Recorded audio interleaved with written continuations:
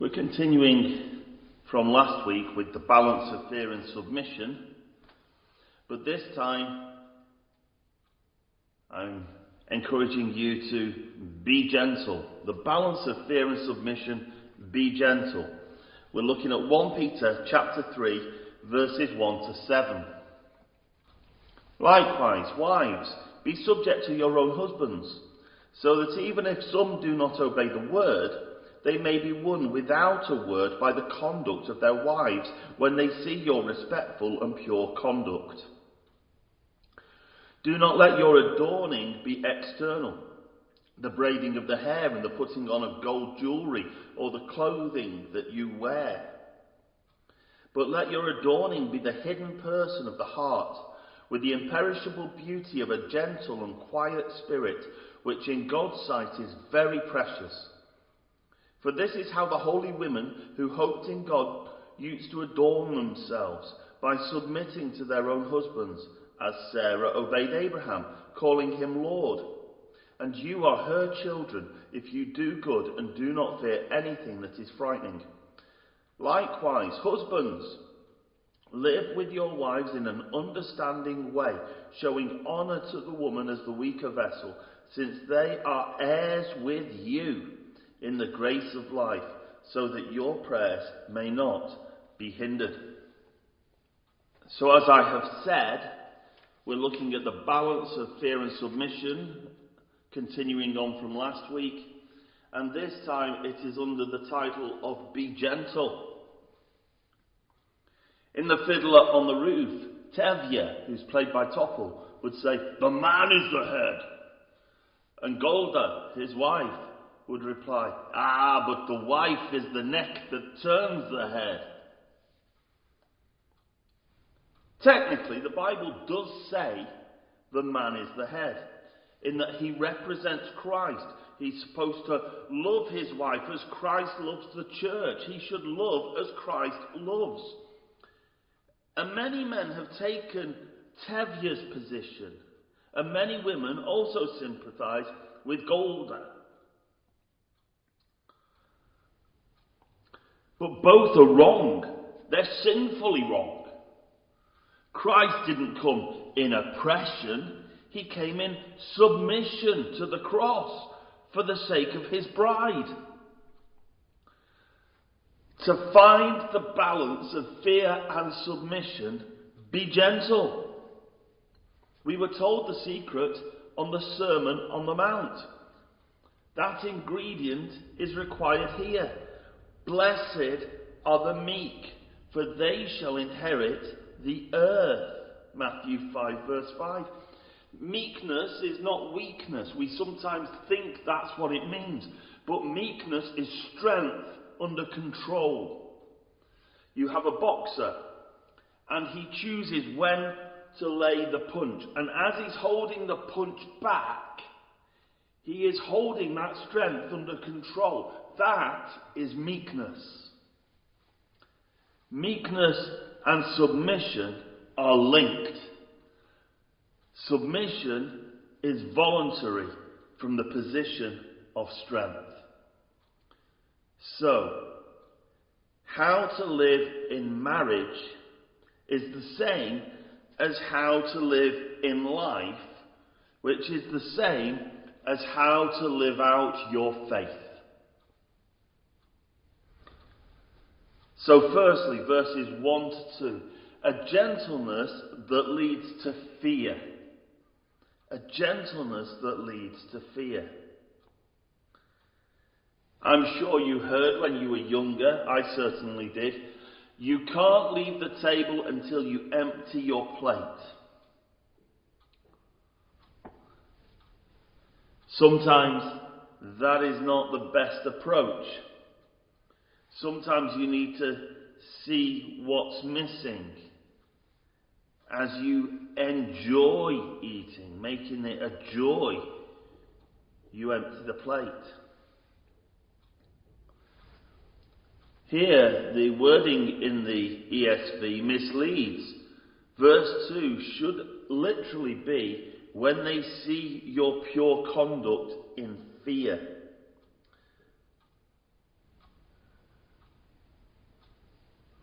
Christian wives, your submission encourages your husbands to fear the Lord. The husbands in view here are unsaved husbands, those that do not obey the word. In other words, they're resisting the gospel. The balance of fear and submission is not defined just simply by the word obey. Obedience is an aspect of submission. It is a feature of submission, but it is not the definition of submission. You are to fear only God. Therefore, total obedience is to Him alone. God has to win every time. We said this last week, didn't we? That you are to be submissive to everyone, but you are to fear only God.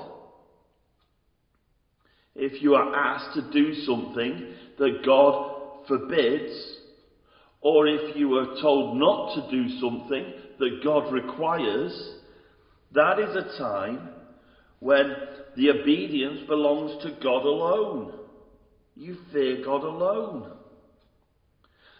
Rather than nag the gospel into your husband, or just simply be subservient to your husband in everything, allowing him to treat you as a doormat, what Peter is encouraging, and the Holy Spirit through him is encouraging, is that you live out your faith in that situation.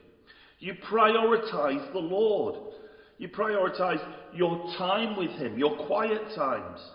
You prioritize the meeting together for the Lord, especially the pinnacle of worship, coming to hear the preaching of the Word on the main Sunday worship. And then you let Him see. He sees this. That Sunday mornings and prayer meetings and your quiet times, your obedience to God are non-negotiable. And as you obey God and as you submit to Him in gentleness, He will see He's missing something. Now don't mishear me, that wasn't all about God there. Let me say it again and make it clearer.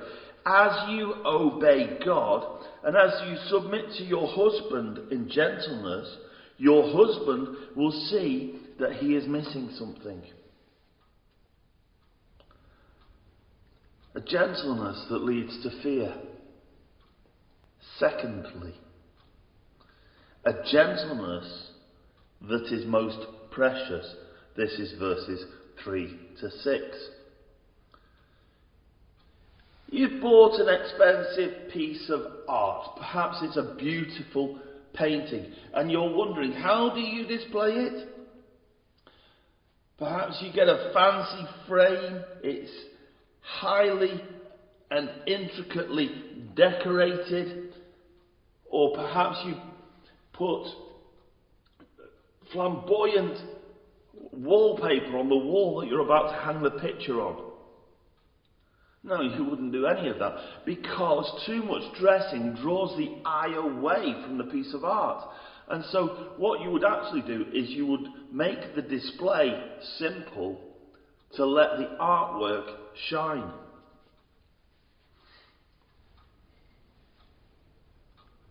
The submissive wife adorns herself with her inner self, not because the husband says so, but because God delights in it.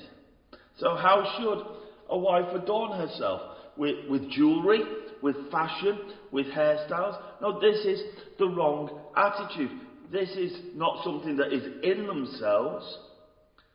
This is an attitude of chasing after. Always chasing after what is in fashion, or what other people say makes you look beautiful. That's not the right attitude. She's to adorn herself with her inner self that God delights in. This attitude is equally true when we're thinking about legalism and religious hypocrisy. It is not the outside that God delights in. It is the inside, the inner self, the heart. Do you remember when Jesus was talking to the Pharisees of what makes things clean? That they clean the outside. And that's not what God delights in. For the Lord sees not as man sees. Man looks on the outward appearance, but the Lord looks on the heart, 1 Samuel 16 says. A right attitude, having a gentle and quiet spirit, is strikingly different from a defiant or an insistent or a manipulative spirit. A quiet and gentle spirit is imperishable. It is a beauty that, well, let's think of it this way. Fashion will always fade, but gentleness shines on. Follow the example of the strong women of faith who've gone before. Think about Sarah. In Genesis 18 verse 12, which is one of these times with being sent back to, it's the time when she calls Abraham Lord, she's actually being grumpy. But even in that state of being grumpy, she still respected Abraham. Don't do it for your husband or for yourself. Do it for God. All that he is asking is don't just say it. Don't just do it. Be it.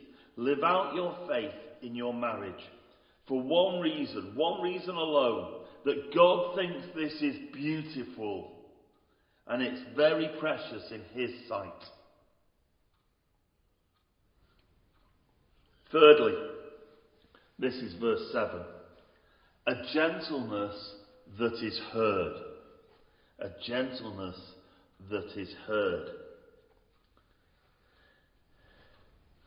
Have you ever been angry and discovered, once you've entered that state of being angry, you have become unproductive? Whatever you are filling your mind with is fueling your anger and causing an obstruction. Can I ask you, how is your prayer life?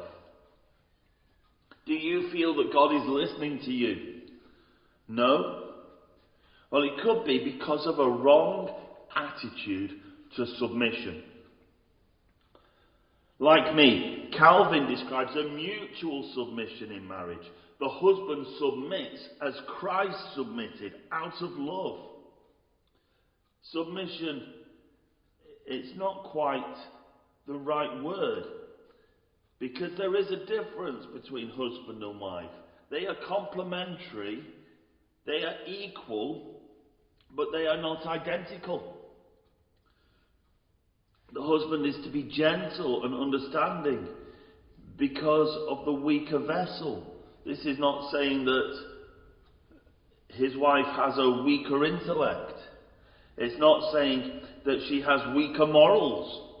It's not saying that she is weaker spiritually. It is just acknowledging that usually, not always, but usually, she is weaker in strength. Peter is pointing out that they are not identical by picking up on the obvious difference.